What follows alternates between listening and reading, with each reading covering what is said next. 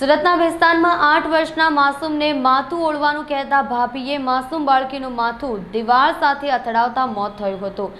ઘટનાને લઈને પરિવારમાં માતમ છવાયો છે। શનિવારે સાંજે ભેસ્તાન વિસ્તારમાં ઘરમાંથી બેભાન હાલતમાં મળી આવેલી 8 વર્ષીય બાળકીની હત્યા થઈ હોવાની હકીકત પોસ્ટમોર્ટમ રિપોર્ટ દરમિયાન સામે આવી છે। છેલ્લા 1 વર્ષથી માસિયાઈ ભાઈના ઘરે રહેતી બાળકીને તેણીની ભાભીએ મોતને ઘાટ ઉતારી હોવાની વિગતો સામે આવતા પોલીસ પણ ચોંકી ઉઠી હતી। પોલીસે હત્યારણ માસિયાઈ ભાઈની પત્નીની ધરપકડ કરી લીધી છે। મૃતક બાળકી તેણીની પાસે જુદી જુદી ચીજવસ્તુ માંગતી હોય કંટાળી જઈ તેની હત્યા કરી હોવાની વાત સામે આવી રહી છે।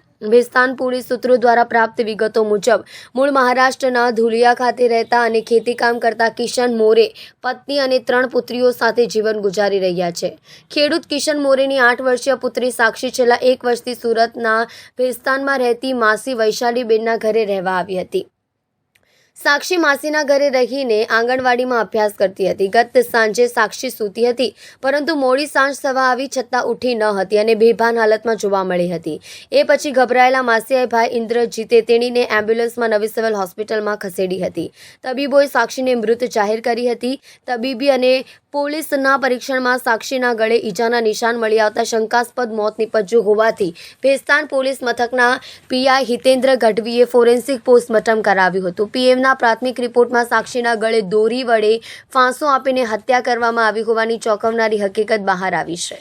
પોલીસે માસિયાઈ ભાઈ ઇન્દ્રજીતની પત્ની પૂજાની પૂછપરછ કરતા મૃતક સાક્ષી તેણીની પાસે માથું ઓળવાનું કહેતી, રમકડા સહિતની જુદી જુદી ચીજ વસ્તુઓ માંગતી હતી। તેમજ સાક્ષી માસીના ઘરે રહેતી હોવાથી પૂજાને ગમતું ન હોવાથી દોરી વડે ફાંસો આપીને હત્યા કરી હોવાની કબૂલાત કરી હતી।